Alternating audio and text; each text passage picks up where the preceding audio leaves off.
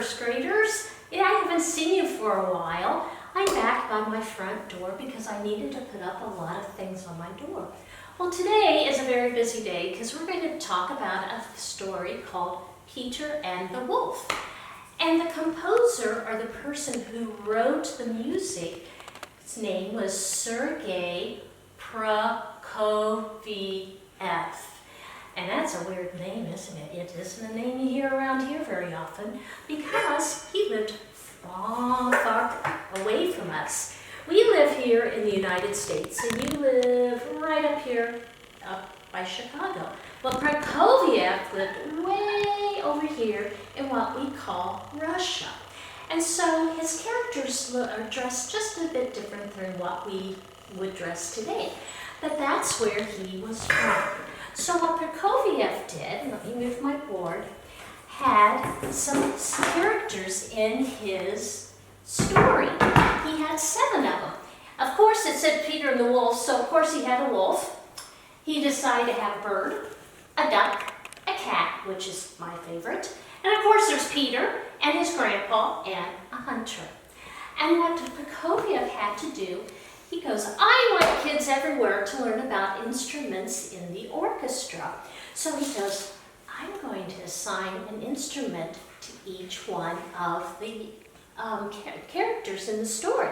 So let's start with the little bird. Since the bird is tiny, do you think it would need a great big heavy instrument like a tuba making a boom boom boom sound for it? No. Prokofiev chose to make the bird sound with a flute. And I have a flute somewhere. So the flute goes with the bird. So anytime, oops, that didn't work. So anytime you hear the flute in the story of Peter and the Wolf being played, you know the bird's going to be in it. Then, let's go to the duck. The ducks go quack, quack, right? And he goes, I need an instrument that sounds kind of nasally and quacky. So he chose an oboe. And by the way, I happen to have an oboe. I cannot play it, but this is what an oboe looks like. It has a double reed, and it plays this really neat sound. And I tried playing it a little while ago, and I couldn't. I just happened to have this, so I thought you'd like to see what a real oboe looks like. Well, next he went to my favorite animal, the what? The cat, meow, meow, meow. And he decided, oh, I know one. I will make it the clarinet. And this is what a clarinet looks like. Now, a clarinet and an oboe look a whole god alike. They're from the same family, the woodwind family of the instruments, but the clarinet has the bottom part kind of flares out more, and it only has one reed that you have to use with it. Well, let me see. How about Grandpa? He wanted something to sound like a grumpy old grandpa. So he chose the instrument of the bassoon.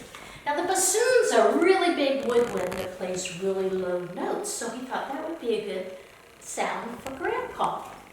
Then, let's see, how about Peter? Peter's the good guy in the story, so he goes, oh, that's easy. I'm going to let Peter be played by the violin and the strings. And Miss Arbuckle told me that a couple of you guys play the violin. Well, I have a violin. Actually, this violin is one I think Miss Arbuckle played when she was little, and I can't play it. I can only play like 2 beginnings. See if you know this song. Do you know what that is? Twinkle, twinkle, little star. That's all I can do on that. I don't play the violin, but they're beautiful instruments. So, since Peter was the good guy in the story, he gets to be played by the violin. Oh dear, well, who else we have? The wolf, the wolf. Okay, who is the wolf going to be? Wolves are kind of the bad guys, sort of, I guess. So he chose an instrument called the French horn. And so we put the French horn way up there, and it makes a really, like a scary little sound that's going to come out. And last but not least are the hunters.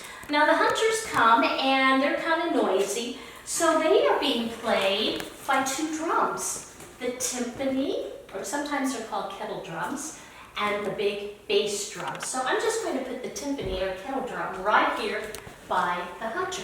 So these are our 7 different characters in the story of Peter and the Wolf. And before I tell you the story of Peter and the Wolf, I want you to watch over here on is that a tablet? I don't know what the heck it is. And you are going to hear not only the instrument that plays each of these characters, but Prokofiev also had a certain theme or an idea that goes with each one of these characters. So I want you to watch this just a second. Uh-oh. Each character in this story is represented by a different instrument. The bird by the flute.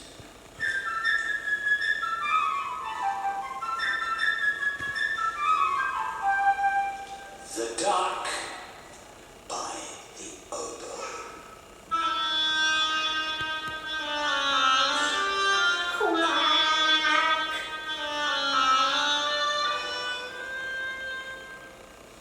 The cat by the clarinet.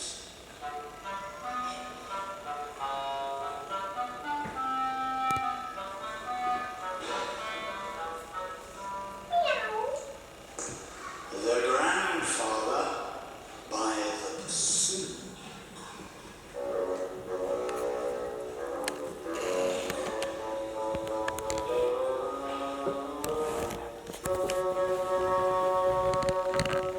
The wolf is represented by 3 hideous, nasty, ugly, smelly French horns.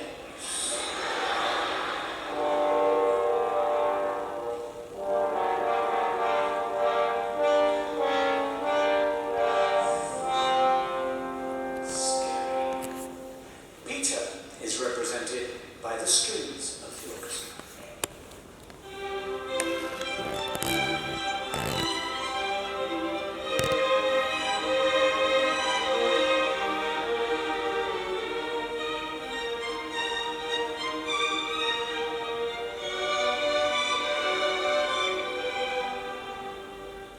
And the rifle shots are represented by the timpani and the big bass drum.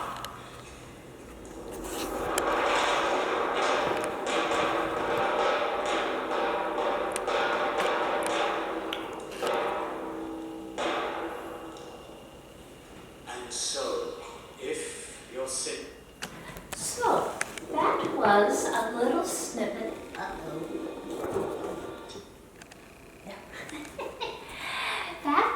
Was a little bit of what showing the instruments and the little theme that Prokofiev used for each one of the characters.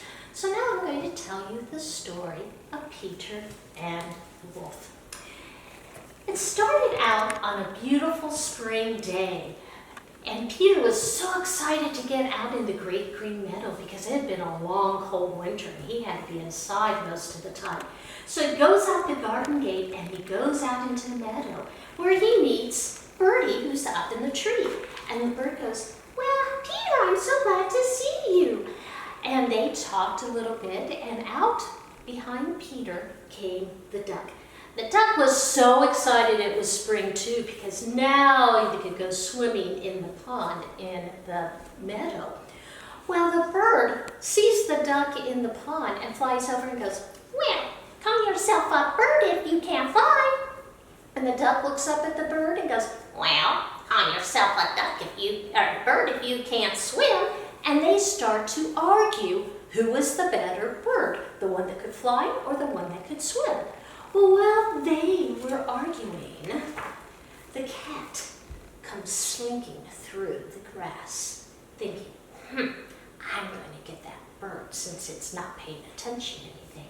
Well, Peter sees what's about to happen. He goes, "Look out!" And the bird flies up, and the duck goes back into the pond, and the cat gets nothing.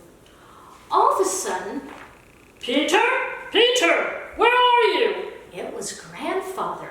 He told Peter, he goes, Peter, the meadow is a very dangerous place to go. I told you not to go there. What happens if a wolf would have come out? And Peter goes, oh, Grandpa, I'm not scared of wolves. So he took Peter by the hand, led him back into the garden, and shut the garden gate. Well, so that left the cat, the bird, and Peter's other friend, the duck, in the meadow. Well, no sooner had Peter left the meadow than a large gray wolf came out of the woods. And he was hungry because it had been a long, cold winter, and he wanted something to eat. Well, the bird saw the wolf come and flew up into the tree. Then the cat saw the wolf and climbed up into the same tree, but not too close. But the poor little duck got so confused, instead of going into the water, started running on the ground. And who do you think could run faster, a wolf or a duck? Of course, the wolf could run faster. So the wolf got closer and closer and closer and grabbed the duck alive. Well, Peter saw what had happened when he was in his garden, and he knew he had to help his friends because he could see now that the bird and the cat were up in the tree, and the wolf was going around the tree going, I'm going to get you because I'm so hungry. So Peter thought really quickly. He went and he got some rope. And he says, I got to get to the tree. I got to get the wolf away from the tree. Oh, I know what I do. He took the stone and he threw the stone away from the tree. And when the wolf heard it hit the ground, the wolf thought there was something way on the other side. So the wolf ran after the stone. So Peter climbed over the garden gate and he ran up into the tree where the cat and the bird were.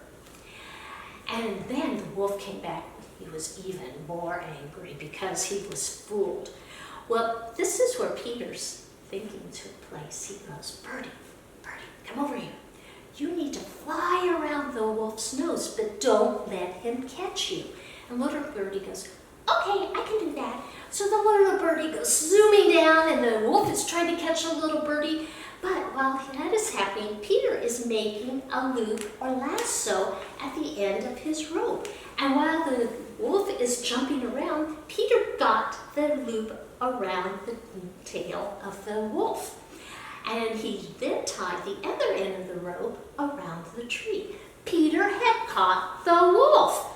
And then, all of a sudden, bang, bang, bang! Out of the woods came the hunters. They were following the wolf's trail. But Peter said, don't shoot. We've already caught the wolf. Help us take him to the zoo. So they all lined up and they helped Peter take the wolf to the zoo. But Grandpa came out and heard all this, and he goes, Peter, you disobeyed me. What would you have done if the wolf had gotten you? Well, Peter goes, oh, Grandpa, he didn't. We saved him, and now he's going to the zoo. But if you listen very quietly, you can hear quack, quack, because in his haste, the wolf had swallowed the duck alive. Well, that is the story of Peter and the wolf. And I am going to review once more about the instruments before we make our final goodbyes for the year. So whenever you hear the bird come in the story, you're going to hear the flute. If you hear the duck coming in, you're going to hear quack, the oboe playing it. The kitty cat, do, do, do, do, do, do. And it's like the little kitty sneaking up. And then you have Grandpa with the grumpy old bassoon, and Peter with the violins playing the good guys, and the hunters with the timpani and the bass drum, and way up there is Mr. Wolf with the French horn. Well, I'm going to be sending you a link of a video that you can watch the story of Peter and the Wolf. You can hear how Prokofiev wrote the music to tell this story. And when you hear these different instruments, then you will know what is happening in the story by knowing that if you hear a flute, you know the bird's doing something in the story. So I hope you enjoyed learning about Peter and the Wolf, written by Sergei Prokofiev. and all the neat instruments he used to make his story of Peter and the Wolf. Bye-bye, first graders.